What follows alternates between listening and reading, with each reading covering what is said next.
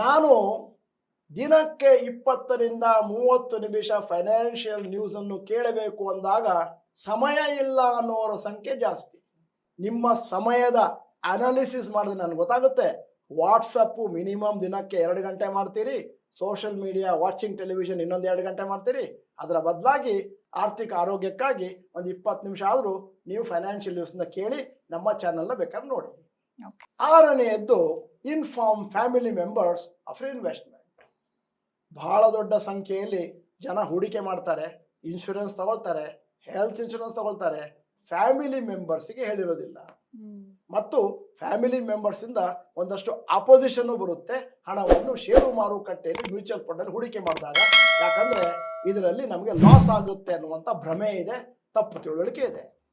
ಅದರಿಂದಾಗಿ ನಾನು ಹೇಳೋದೇನು ಅಂತಂದರೆ, ನೀವು ಏನೇನು ಇನ್ವೆಸ್ಟ್ಮೆಂಟ್ ಮಾಡಿದ್ರಿ ಅದನ್ನೊಂದು ಡೈರಿಯಲ್ಲಿ ಬರೀರಿ. ಫೋಲಿಯೋ ನಂಬರ್, ಯಾವ ಶೇರ್ ಇದೆ, ಎಷ್ಟಿದೆ, ಯಾವಾಗ ತೊಗೊಂಡ್ರಿ, ಎಲ್ಲಿ ಫಿಕ್ಸೆಡ್ ಡಿಪಾಸಿಟ್ ಇಟ್ಟಿದ್ರಿ ಇತ್ಯಾದಿ.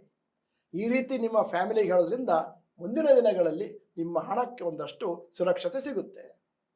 ಅಕಸ್ಮಾತಾಗಿ ನಿಮ್ಮ ಫ್ಯಾಮಿಲಿಯಲ್ಲಿ ಏನಾದರೂ ಅಪೋಸಿಷನ್ ಇದ್ದರೆ, ಮ್ಯೂಚುವಲ್ ಫಂಡಲ್ಲಿ ಹಾಕಬಾರ್ದು, ಶೇರಲ್ಲಿ ಹಾಕಬಾರ್ದು ಅಂತಿದ್ರೆ, ಡಾಕ್ಟರ್ ಭರತ್ ಚಂದ್ರ ಇನ್ಸ್ಟಿಟ್ಯೂಟ್ ಕನ್ನಡ ಚಾನಲ್ ಹೋಗಿ ನೋಡಿ ಅಂಥೇಳಿ ಅವರನ್ನೂ ಕೂಡ ನಿಮ್ಮ ಪಕ್ಕದಲ್ಲಿ ಕೂರಿಸ್ಕೊಂಡು ವಿಡಿಯೋಗಳನ್ನು ನೋಡಿ ಅಂತ ಹೇಳಿ. ನಾನು ಈ ರೀತಿ ಫ್ಯಾಮಿಲಿ ಮೆಂಬರ್ಸಿಗೆ ನೀವು ಎಲ್ಲಿ ಹಣವನ್ನು ಹೂಡಿದ್ದೀರಿ ಅಂತ ಹೇಳಬೇಕು ಕಡ್ಡಾಯವಾಗಿ, ಅಥವಾ ಡೈರಿಯಲ್ಲಿ ಬರೆದಿಡಬೇಕು ಅಂತ ಹೇಳಿದಾಗ ಭಾಳ ಜನ ಯೋಚನೆ ಮಾಡ್ತಾರೆ, ಇದು ಕೇವಲ ವಯಸ್ಸಾದವರಿಗೆ ಮಾತ್ರ, ಯಂಗ್ಸ್ಟರ್ಸಿಗಲ್ಲ. ತಪ್ಪು. ಎಲ್ಲರೂ ಕೂಡ ಅದರ ಬಗ್ಗೆ ಕಾಳಜಿ ವಹಿಸ್ಕೋಬೇಕಾಗತ್ತೆ. ನಾನು ಒಂದಷ್ಟು ಅಂಕಿ ಅಂಶಗಳನ್ನು ನಿಮ್ಮ ಮುಂದೆ ಇಡ್ತಾ ಇದ್ದೇನೆ. Unclaimed money in various instruments ಅಂದರೆ, ಈ ಹಣವನ್ನು ಇವತ್ತಿನವರೆಗೆ ನಂದು ಅಂತ ಯಾರೂ ಕ್ಲೇಮ್ ಮಾಡಿಲ್ಲ. ಬ್ಯಾಂಕ್ ಡಿಪಾಸಿಟ್ಸ್ ಇವತ್ತಿನವರೆಗೆ 78,000 ಕೋಟಿಯಷ್ಟು ಹಣ ಬ್ಯಾಂಕ್ನಲ್ಲಿ ಉಳ್ಕೊಂಡಿದೆ, ಅದನ್ನು ಯಾರು ಕ್ಲೇಮ್ ಮಾಡುವರಿಲ್ಲ. ಯಾಕಂದರೆ ಮನೆಯವ್ರಿಗೆ ಹೇಳಿಲ್ಲ, ದುಡ್ಡಲ್ಲಿದೆ. ಇನ್ಶೂರೆನ್ಸ್ ಪಾಲಿಸೀಸ್ 27,000 ಕೋಟಿ ಹೊರತು ಜನ ಅದನ್ನು ಕ್ಲೇಮ್ ಮಾಡಿಲ್ಲ. ಮ್ಯೂಚುವಲ್ ಫಂಡ್ಸಲ್ಲಿ 35,000 ಕೋಟಿ ರೂಪಾಯಿ ಹಣ ಅಲ್ಲಿದೆ, ಇವತ್ತಿನವರೆಗೆ ನನ್ನದು ಅಂತ ಹೇಳುವವರು ಯಾರೂ ಇಲ್ಲ. ಯಾಕಂದರೆ ಅದನ್ನು ತೆಗೆದುಕೊಂಡವರು ತೀರಿಕೊಂಡಿದ್ದಾರೆ, ಮನೆಯವ್ರಿಗೆ ಗೊತ್ತಿಲ್ಲ. ಷೇರು ಮಾರುಕಟ್ಟೆಯಲ್ಲಿ ಸ್ಟಾಕ್ಸು ಮತ್ತು ಅನ್ಕ್ಲೇಮ್ ಡಿವಿಡೆಂಡ್ಸ್ ಅಂದಾಜು 30,000 ಕೋಟಿ ಇದೆ. ಅದಲ್ಲದೇ ನೀವು ಯಾರಿಗಾದರೂ ಸಾಲವನ್ನು ಕೊಟ್ಟಿದ್ದೀರಿ ಮತ್ತು ಅದನ್ನು ಬರೆದಿಟ್ಟಿಲ್ಲ, ನೀವು ತೀರಿಕೊಂಡ ಮೇಲೆ ನಿಮ್ಮ ಕುಟುಂಬಸ್ಥರಿಗೆ ಅದರ ಬಗ್ಗೆ ಏನೂ ಗೊತ್ತಿಲ್ಲ ಅಂತಂದರೆ ಅಂದಾಜು ಕ್ವಶನ್ ಮಾರ್ಕ್ ಹಾಕಿದ್ದೀನಿ, ಎಷ್ಟು ಅಂತ ಗೊತ್ತಿಲ್ಲ. ಟೋಟಲ್ ಹಾಕಿದಾಗ 1,70,000 ಕೋಟಿ ನೀವು ಇನ್ಫಾರ್ಮೇಷನ್ ಕೊಡದೇ ಇರೋದ್ರಿಂದ ನಿಮ್ಮ ಫ್ಯಾಮಿಲಿಗೆ ಲಾಸ್ ಆಯಿತು. ಈಗ 7ನೇ ಸ್ಟೆಪ್ ಬರ್ತಾ ಇದ್ದೇನೆ, take steps to increase income. 2025ನೇ ಇಸ್ವಿನಲ್ಲಿ ನಾನು ನನ್ನ ಆದಾಯವನ್ನು ಹೆಚ್ಚು ಮಾಡಿಕೊಳ್ತೇನೆ. ಯಾವ ರೀತಿ? ನನ್ನನ್ನು ನಾನು ಅಪ್ಗ್ರೇಡ್ ಮಾಡ್ಕೊಳ್ತೇನೆ. 1. 2ನೇದ್ದು, ನನ್ನಲ್ಲಿ ಅದೇನು ಸಮಯ ಉಳಿಯುತ್ತೋ ದಿನದ ಕೊನೆಯಲ್ಲಿ ಮತ್ತು ಶನಿವಾರ ಭಾನುವಾರ ಆ ದಿನಗಳಲ್ಲಿ ನಾನು ಪಾರ್ಟ್ ಟೈಮ್ ಇನ್ಕಮನ್ನು ಕಂಡುಕೊಳ್ತೇನೆ, ಪಾರ್ಟ್ ಟೈಮ್ ಬಿಸ್ನೆಸ್ ಮಾಡ್ತೇನೆ, ಪಾರ್ಟ್ ಟೈಮ್ ಪ್ರೊಫೆಷನ್ ಮಾಡ್ತೇನೆ. ಆಗಲೇ ಉದಾಹರಣೆ ಕೊಟ್ಟಿದ್ದೆ, photography, videography, social media managers ಇತ್ಯಾದಿ. ವೀಕ್ಷಕರೇ, ಫೈನಾನ್ಷಿಯಲ್ ರೆಸೊಲ್ಯೂಷನ್ಸ್ ಫಾರ್ 2025 ಅಂತ 7 ವಿಚಾರವನ್ನು ನಿಮ್ಮ ಮುಂದೆ ಇಟ್ಟಿದ್ದೇನೆ.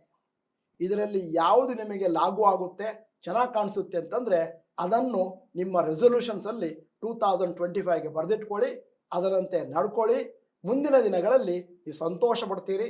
ಯಾಕಂದರೆ ಇವತ್ತಿನ ಈ ವಿಡಿಯೋ ಕೇಳಿದ್ರಿಂದ ಜೀವನದಲ್ಲಿ ಸಾಕಷ್ಟು ಮಾರ್ಪಾಡುಗಳನ್ನು ತಂದುಕೊಂಡಿದ್ದೀರಿ.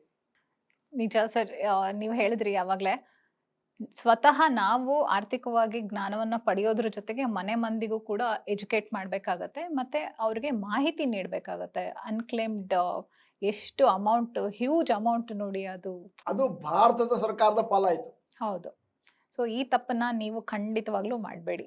ಸರಿ, ಇಷ್ಟೆಲ್ಲ ಯೂಸ್ಫುಲ್ ಆಗಿರೋ ವ್ಯಾಲ್ಯೂಯಬಲ್ ಇನ್ಫಾರ್ಮೇಶನ್ ನೀಡಿ ಒಂದು ಹೊಸ ವರ್ಷಕ್ಕೆ ಒಂದು ಅರ್ಥಪೂರ್ಣವಾದ ಸ್ಟಾರ್ಟ್ ಹೇಗೆ ಮಾಡಬೇಕು ಅಂತ ನಮ್ಮ ವೀಕ್ಷಕರಿಗೆ ತಿಳಿಸ್ಕೊಟ್ಟಿದ್ದೀರಾ. ತಮಗೆ ತುಂಬ ಹೃದಯದ ಧನ್ಯವಾದಗಳು. ನಮಸ್ಕಾರ. ನೋಡಿದ್ರಲ್ಲ ವೀಕ್ಷಕರೇ, ಹೊಸ ವರ್ಷ ಬಂದಾಗಿದೆ. ನಿಮ್ಮದು ಏನೇ ಕಾಮನ್ ರೆಸೊಲ್ಯೂಷನ್ಸ್ ಇರಲಿ, ಅದರ ಜೊತೆಯಾಗಿ ಒಂದು ಫಿನಾನ್ಷಿಯಲ್ ನಾಲೆಡ್ಜನ್ನು ಪಡ್ಕೊಳ್ಳಿ, ಮತ್ತು ಮನಿ ಮ್ಯಾನೇಜ್ಮೆಂಟ್ ಬಗ್ಗೆ ತಿಳ್ಕೊಳ್ಳಿ.